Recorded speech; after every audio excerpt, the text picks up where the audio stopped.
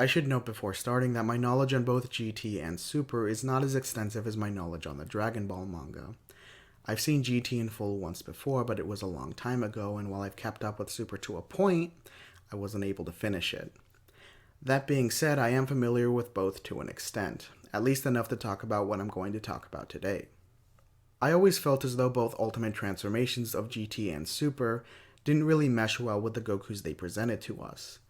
GT's Goku has always struck me as a more earthly Goku, who's more of a family man and a hero than he is a battle-hungry warrior. Yet Super Saiyan 4's transformation is based all around his Saiyan traits.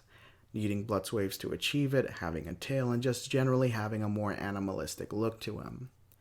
Super's Goku, on the other hand, is a man-child who can barely control himself when it comes to satisfying his lust for battle.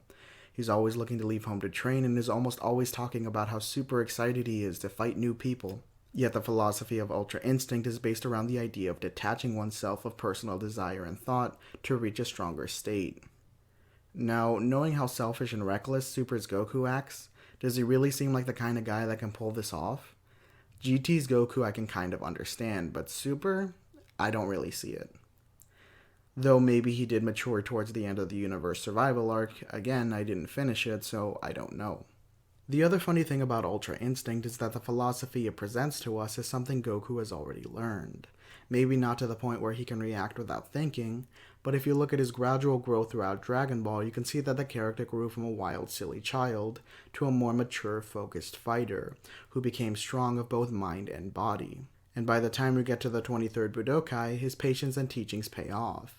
What I'm saying is that Goku has already learned this, and while an extension of that philosophy isn't a bad thing, having the character act like he hasn't already come so far lessens that sense of growth, which is why I feel the form would work better with GT. Yeah, he's a child physically and still acts dumb and silly in some situations, but nothing about his portrayal regresses this side of himself. The character only contradicts aspects of his Saiyan self, which is kind of funny considering what I was saying about Super Saiyan 4. Speaking of, Super Saiyan 4 is kind of redundant. It's a form he gains by controlling his golden grade ape form, aka his Saiyan self, through reminding himself of the planet he's protecting. Which is fine and cool, but Goku conquering his Saiyan self already happened in the Frieza arc. When Goku became a Super Saiyan, he was consumed by his Saiyan nature, but still kept his human heart. So much so that he was willing to spare Frieza by the end. Him truly understanding himself as a Saiyan from Earth is literally the point of the Super Saiyan transformation.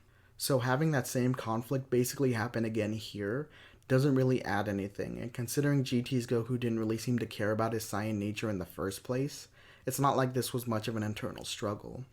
Looks cool though, and it's not like the form itself detracts anything. Funnily enough though, given how Super's Goku is so fighting obsessed now, Super Saiyan 4 would serve as a great representation of that. If you like both of these forms, I have nothing against them. I just thought it was kind of funny that both of them seem as though they'd be better fit for the opposite side story. I also just wanted to point out why I feel both don't really work for me, personally, even though Super Saiyan 4 does look awesome and Ultra Instinct can be awesome with the right animation. Again though, it's been a while since I've seen GT and I haven't even finished Super, so I could be missing something. In any case, I hope you enjoyed the video, and as always, thanks for watching.